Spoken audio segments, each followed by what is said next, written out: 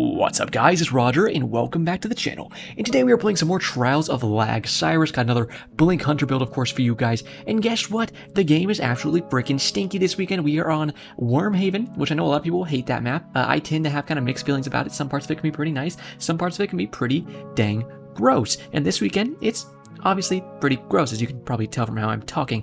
But the build we got is pretty fun, so why don't we go ahead and break that down a little bit. Now the biggest thing in this build I want to talk about is going to be the Rapacious Appetite submachine gun. If you've been watching the channel, you've seen me talk about this thing quite a few times in the past couple weeks since it came out with the Season of the Deep. Now I'm going to have a video linked in the top right and on the end screen that you can watch after this one that goes over my exact thoughts on why this SMG is actually better than the Immortal Adept.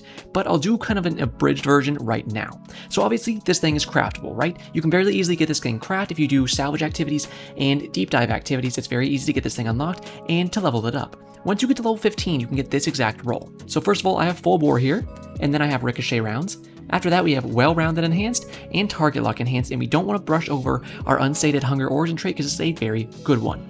So this is why I really like this submachine gun. First of all, we should notice it has barely any stability. That's the only big problem with this SMG, but honestly, it's not that big of a problem. One big thing because of that is going to be our well-rounded right here. So whenever we throw a grenade or hit a target with a melee, now of course that's usually going to be easier to do than nade, and that's what we're doing with our build today. So let's pretend we're just saying with the nades, right? Let's focus on the nade part of this. So whenever we throw a nade, which we can do very easily before we go into combat, we're going to get one stack of well-rounded. Now since this is enhanced well-rounded, that's going to give us plus 15 to our stability, handling, and range every time we get one stack of this, right? So if we get 2 stacks of well-rounded, that's going to be a plus 30 to all 3 of those stats. So obviously that can max out our range, almost max it out just from 1, and it bumps our stability up quite a bit. Now after that, to help with our stability, we have one other thing, and that's going to be our unsated hunger. This says it increases your handling, reload speed, and stability when no abilities are fully charged. That happens quite often with a build like this. You know, you're spinning a lot of your abilities, just kind of chucking stuff in, using your dodge, using your Tempest Strike, which I'm going to show you later on when we get to our Arc 3.0, and you're going to have no abilities up a good amount of the time. So whenever you have those times, you get a big boost to all of these things right here, and you definitely feel it. So these are 2 big ways that we can make up for that lack of stability, but even when your stability is really low on this thing, you don't really feel it that much. It definitely gets hit pretty hard. The kick is not honestly that crazy, and you can control it very easily, and from what I've heard and what I've talked to about controller players, they can use this thing incredibly easy on controller as well. So if you are a controller player and you're kind of worried about that, don't be. Now over here, of course, we have the biggest thing in the game that's been breaking these SMGs, and that's target lock. We love target lock so much. Hey Bungie, why don't you try nerfing it? Oh, what's that? You're fucking morons? Yeah, shocker. Hey, let's talk about it a little bit. So target lock right here, of course, when you stay on your target for a second, it's going to keep bumping up your damage. Awesome. It helps you absolutely shred. Now usually that's a regular little percentage boost when you have a good amount of your damage dealt on an enemy while keeping on target. The damage boost is actually higher on enhanced target lock, which means you can actually kick it up to higher DPS than you can on an Immortal Adept, which is the other big reason why I like this thing over that Immortal. Also, just Immortal, it has such a scummy taste in my mouth because it's just been everyone's spamming it for the past few months. So it's always funny to pull out a different SMG and just cook somebody with it. And they're like, well, but my Immortal is supposed to be top tier. And it's like, bro, I just grabbed your cock and shook it like Aunt Jemima. So I don't really know what you want from me, but you just got your shit rocked. We're going to be combining that with a combined action 120 RPM hand cannon. This thing is pretty nice. I wish I had something else besides tunnel vision, but the big thing I like on this one is actually Adagio. When you take somebody out, you get Adagio proc. It's going to shoot slower, but you can actually 2-tap people. It does around 106 damage to the head when you have Adagio proc. So you can easily 2-tap people and just hit them in the head, you know, in the body once if people are team shotting with you. This thing is a team shot machine. I was liking it quite a bit, so if you do have one with Adagio on it, I definitely recommend screwing around with it because it's a pretty fun time. Okay, we can break down our loadout over here when it comes to our mods and armor. Of course, like I said before, we have our Rapacious Appetite. And what we want to do is throw a nade at our enemies before we go into combat with our Rapacious Appetite so we can get the bonuses from well-rounded. So what's the best way to do that? Well, obviously having as many nades as possible is the best way to do that. The way that I'm going to be doing that is by using Shinobu's Vow. This is going to give me 2 skip grenades. I have a lot of other stuff inside of my build, including 100 discipline, so I can get as many nades as possible.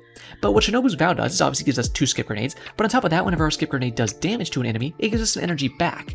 I'll show you one other big part that I have to get nades back very soon, which is a very monumental part of the build. But keep Keep in mind that I have this in any other build. Something like young Ahamkara's spine can be really good for this because you could just throw that in and there you go. You got your well-rounded. You cut off some enemies' rotations and you can go with your well-rounded really easily. So anything like this that will give you 2 nades in your build is going to be the best way to do it, especially if it's a low cooldown nade, which skip grenades are pretty low cooldown.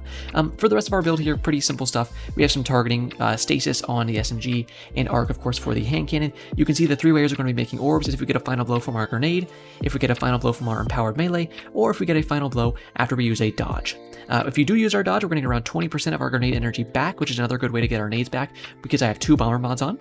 And then, of course, we can pick up our orbs of power using our innervation, our orbs of restoration, and our absolution, so we can get a bunch of ability energy back, and those are the other ways we can get our grenades back very quickly. The last big way we're going to get our nades back much faster is by actually using lightning strikes twice down here. This says after throwing an arc grenade, you're going to gain increased grenade recharge for a short time. The last part of this says that arc final blows extend the duration of this benefit. Now, that's why I'm using an arc weapon. I was actually considering using some different energy weapons, but since I wanted to get this perk as much benefit as possible, I wanted to use an arc weapon, so if I could get a kill with my combined action after throwing a grenade and I still have this ticking, then I can extend the duration of that and get another grenade up very quickly. Our arc 3.0 is pretty straightforward stuff. Of course, a Gathering Storm, because you're never going to get an arc staff in 3v3s, so we're just going to use Gathering Storm. We have on Marksman Dodge here, so we can just dodge and refill our weapons. We have on Blink, because I'm not some little grasshopper freaky boy, but if you want to use a jump, you can, of course, but I am using Blink. I have on Disorienting Blow right here, so I can just punch somebody, that'll blind them, and I get instantly amplified. After that, I do have on Skip Grenade. Obviously, you know, like we said before, I have to use Skip Grenade. After that, we're going to have on Flow State, so if we do get amplified, we get a bunch of benefits from that, including better recharge rate on our dodge, we're faster, our weapons reload super quick, and a couple of other things. And after that, we do have on Tempest Strike, which is just a long jolt of electricity that we can shoot down a lane to hit multiple enemies at once. Very good stuff there, do some good damage. And that combos really well with Skip Grenades, actually. You can throw a Skip Grenade onto somebody's bussy, chuck this in there, and cook them like a Sunday turkey. Now after that, the last but not least down here, we do have our fragments. Of course, we're going to have Spark of Haste. That's going to give us plus 30 to our resilience, recov, and mobility whenever we are sprinting for about 2 seconds. After that, I just have on Spark of Volts because I needed the extra recovery so I could have 100 recov. Over here, we have Spark of Recharge. So whenever we get critically wounded, our melee and grenade energy are going to fly up very quickly, which is just another way that we can get our grenade back very fast. And finishing it off, we do have Spark of Shock, which I highly recommend you always use Spark of Shock if you're going to be using a very grenade-centric build, because it's going to let you jolt your targets with your grenades, which is a very easy way to actually split some extra damage up between your targets and take them out much faster. In case you're one of those people that shits their pants every time I don't have 100 mobility on, I don't really care. If you want to use it, that's completely fine, but to be honest, 100 mobility as a big super thing you need on Hunter is such a dumb place to come from, because there's so many things inside of your kit that can help you boost up your mobility, like I showed you earlier with the Spark of Haste, and that can help you just straight up get your dodge back very quickly. If I get amplified and I run around for about a solid 8 seconds, I instantly have my dodge back up. So why do I honestly really care when a lot of times I finish a round off already amplified, so I can run around for 2 seconds and instantly have my dodge back up. On top of that, the base dodge cooldown is just pretty low to begin with, so if you're freaking out about a lower mobility, you gotta calm down, guys. And at the end of the day, it's honestly up to personal preference, so if you like a higher mobility, that's completely fine, but if you don't, I don't want to hear you whining about it. Now, all that being said, if you do have any actual solid questions about the build, I'd love to answer them, so go ahead and leave those in the comment section, or leave those in the Blinkfield Discord server, which I'm going to have linked in the top right and in the description. Now, I cannot wait to go ahead and get in this gameplay, so without further ado, let's go ahead and blink on into it. Now, right off the bat, since I know most of you just skip to the gameplay section, which is fine, you know, and just understand, I do have the data for that. I know you're skipping around, little Timmy, but here's the thing. You're going to see a lot of toxic Roger in this video, and probably in tomorrow's video as well, because this weekend, I mean, all these Trials weekends, of course, are just goofy as fuck, right? You know, you got regular Goofy, and then you got Goofy jacking off, which is goofy as fuck. Obviously, that's where we're at in the state of this game right now, and it has just summoned the absolute toxicity out of me. It's a good thing I'm a pufferfish, because I'm just naturally toxic, so it comes pretty easily for me. But overall, even if I'm not producing a little bit of fugu on the side, I'm still getting even more toxic than possible. And that's because this game is so freaking broken.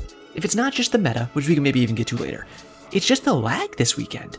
I mean, do you guys remember when the game didn't used to be laggy every fucking match?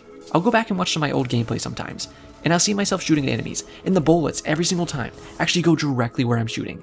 Nowadays, it's just ghost bullet central, and I'm so sick of it. And this weekend has been a perfect example of that. I think it was a few weekends ago, like Endless Veil was pretty bad too, but as soon as I started playing today, and all throughout my hours of playing today, I noticed, like, holy hell, it's just so laggy. And I don't know why, it's just more than sometimes than other times, but man, it was really tussling my tootsies today, let me tell you that much, brother. And hey, I know some of you like me ranting at this game. I feel like that's why a lot of you even watch, to see me just, how am I going to roast Bungie next? And hey, you came to a good fucking TED Talk today because the subject is fuck Bungie. You can see a pretty good Gathering Storm right there, though. I do gotta say, shut that guy down. The only reason I threw it on point, blinked around him and threw it on point, is because the round before that he tried to pop as well and we actually shut him down out of placing it. So I knew he was gonna go straight for the point and try to place it. So I was like, okay, as soon as I saw him on radar, I just shut him down. Because, you know, it's cap point every single weekend.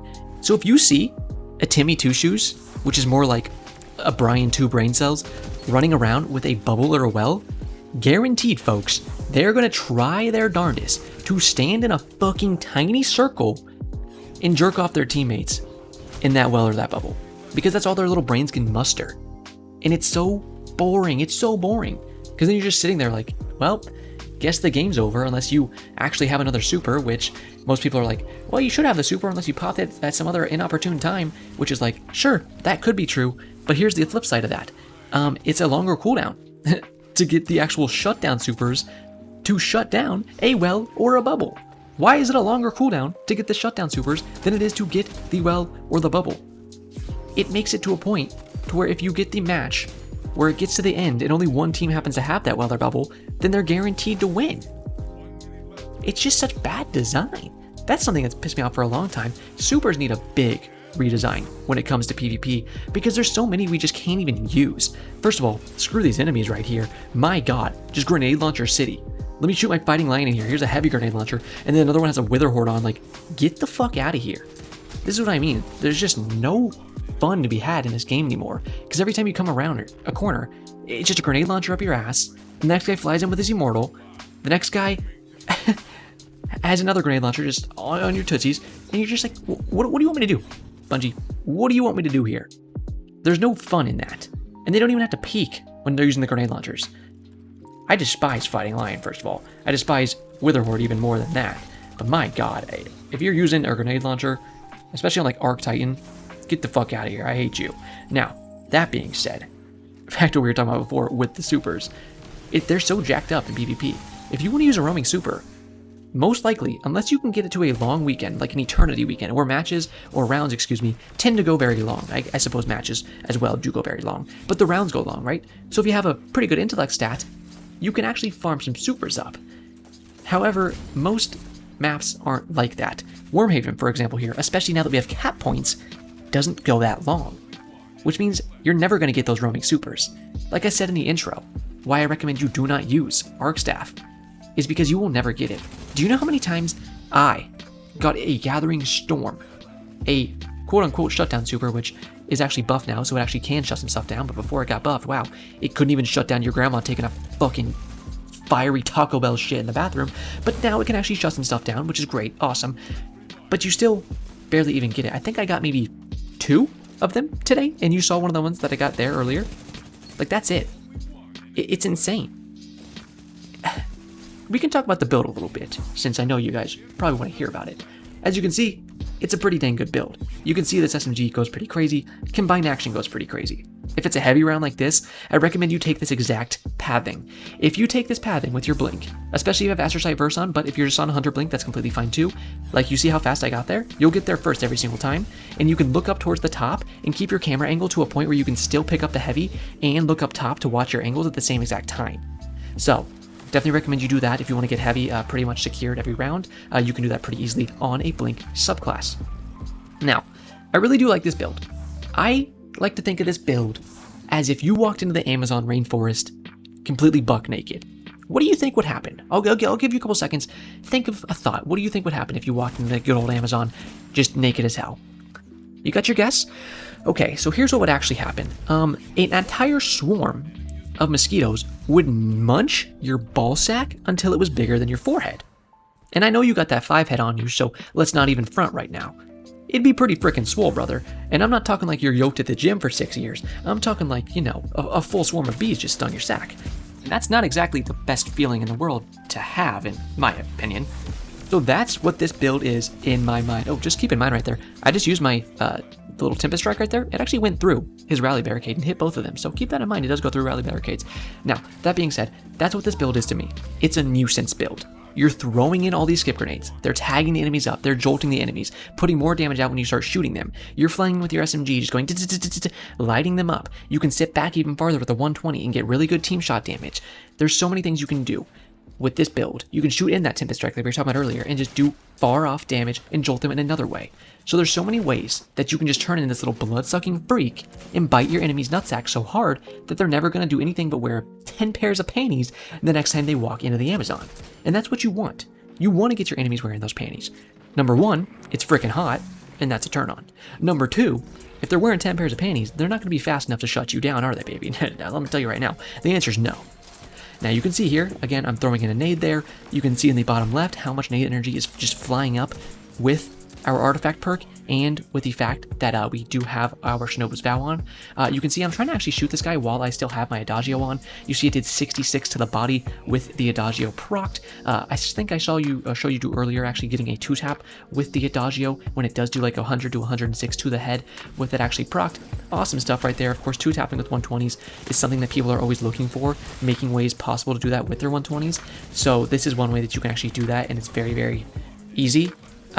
Like I said earlier, obviously if I could get something besides tunnel vision to work with this perk would be nice, because to use tunnel vision I need to actually reload, and that's not something that I can just do. Do want to keep in mind, look at my dodge energy back there. If you want to rewind that clip and go back, that's what I was trying to point out to you in the intro. I'll try to point it out at a few of these other clips at the end where I'm actually amplified, at the end of a round.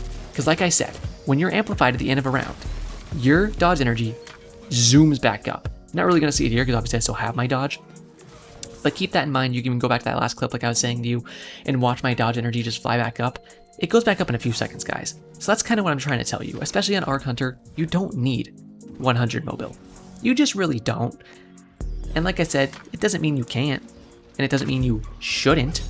If you can make it work, that's great. However, I very much prefer to have 100 recov and 100 discipline over having 100 mobility. I could throw 10 mobility on my tiny little feeties, and I would be fine with it. I wouldn't be super happy about it. I like to have anywhere from 50 to 80, preferably. But if I have to have less than that, I'm not too mad about it. You can see here, like I said, we're just going off with these sword plays, dude, and it's one that I love quite a bit. I love this sword in PvP. The problem is, it's been bugged for a long time, for many different reasons. Oh, shout out to my good friend Cranky Panky right here. He is in the match with me. He actually queued up. I saw him online and I was like, yo, you want to make this a little less unbearable for me? Maybe make my sanity drain just a little bit slower by hopping in the party. And he was like, you know what, brother? I would love that. So we kind of held hands and ran around, kissed each other on the map. Had a good time. We had a good time, slayed out our enemies. So shout out to him. Thank you so much for joining. He actually is in my Warlock video tomorrow too, because he played with me when I got those clips. So if you want to see more of him, you can do that in tomorrow's video. However, that all being said, what were we talking about earlier? Oh yeah, the dodge cooldown. Look in the bottom left right now. Look at that flying up because I'm actually amplified. Boom, we just got our dodge back. Pretty easy, right? It's pretty simple. When all you have to do is easily get someone jolted with a nade and take them out, and then you're amplified. And then you just can get your dodge back in half a second. And even if you're not amplified, it flies back up super fast. That's what I was trying to point out to you guys. It's just so easy. And every time you do that dodge, he said doo-doo. That's pretty funny. When you do the dodge, like right there, look at that. I just got my nade back because I did my dodge, because I have 2 bomber mods on. This is like pretty far range for this SMG. If I could have kept my aim on point a little better there, I would have sauced him much quicker. But luckily, he also went to Clown College, where he learned to actually aim at his enemies. So, 2 dumbasses, you just got to figure out which one is less dumb. And luckily for me, I had 1 or 2 more brain cells than that guy and was able to take him out. You can see again another sword play. I usually don't have this many sword plays, but this weekend, it's so easy. Especially on Blink, it is so easy to secure heavy ammo. Had to put a couple of my nutsacks inside of that guy's face. I mean, just 1. I only have 1 nutsack. If I had more, that would be weird. And I definitely don't have more than 1 nutsack, all right? So don't start that rumor. Don't tell anybody that Roger has more than 1 nutsack. That's libel. Okay. Hey, look, we killed that guy. That's pretty cool. Let's change the subject. Killed that guy. Flick up top. You can see, again, 106 to the head and then 67 to the body because I had Adagio procced. The only reason I balls to the wall challenged that last guy is because I had Adagio procced. So at the very least, I wanted to just hit him in the head once, which would have completely shattered his shield, done 106 damage, then my teammate's going to finish him off. Cranky, of course, is the best player in the world, so he did finish the guy off, even though I didn't do any damage. But when I get a Dodgeo, I just fly in usually and just use it. You can see here the Tempest Strike is comboing very easily with the actual skip grenades, do basically all the damage to that guy. I turn around and 2-tap this guy pretty easily. My teammates follow him up and take him out. I'm flying forward again. Look at my dodge energy there. It was all the way back up, unless I already have it up all the way. I don't know, you can go back and watch, but either way, like I was saying to you earlier, the Amplified is just so good. You're going to have your dodge back incredibly quickly, so easily, and it's just, I just had to point it out sometimes, because people forget about it. They really do. And it's just one of those things where it's like, there's so many of these things that people have so deep in their little membranes when it comes to Destiny 2. Because over the years, people have told them that it has to be that way. Another big one I see a lot, another PvP misconception, is FOV, where they just get this shit, where it's like, they clicked on some video day one when they were like, they went into the search bar and they were like, 5 tips for PvP. And they saw some freaky, big named YouTuber who was like, here's my 5 biggest tips for PvP. And they were like, tip number 3, make sure your FOV is fucking maxed out so it's stretched farther than your grandma's titties go. And I was like, no, that's not a good tip, to be honest with you. You know why? It screws up a lot of the sights on your guns. A lot of the actual recoils are worse when you have your FOV up. It can fuck your aim up way more than it can actually help you. If you're used to it by now, I wouldn't recommend switching it back, because you're already used to that playstyle, so it's better just to keep it like that. But if you are a new player in the slightest, and you just turned it up recently, or you never have, just take my recommendation and don't. Especially if you ever want to use something like Crimson. Like, people complain, they're like, I can't use the Crimson, and I'm over here saucing bussies with Crimson because I don't actually turn my FOV up. Like, I just use base FOV. Another thing is, like, people see those tip videos, and they think that you can only be good when you do something like turn that FOV up, but obviously, as you can see from my videos, that's not the case. So yeah, people just need to calm down with that FOV lie. It's one of the biggest misconceptions, and I really wish people would stop spreading it. Now, all that being said, we are at the last 2 plays here, so I want to thank you guys so much for watching. I really do appreciate it. Again, if you do want to leave me a like or subscribe, I would very, very much appreciate that. And if you want to stay tuned for my video tomorrow, or honestly later tonight, I think it might be out, it's going to be my Blink Warlock build for Trials of Osiris this weekend. So if you're interested in that, you can go ahead and watch that after this one if it's already out, and if not, just stay subscribed so you can see it later on tonight.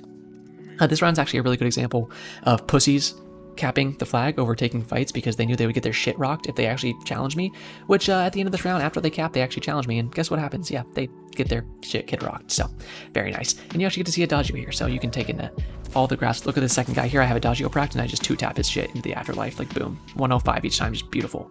Anyways, this is going to be the last play, so I'm going to let that play out for you guys as I head off, so as always, have a great day, Guardians.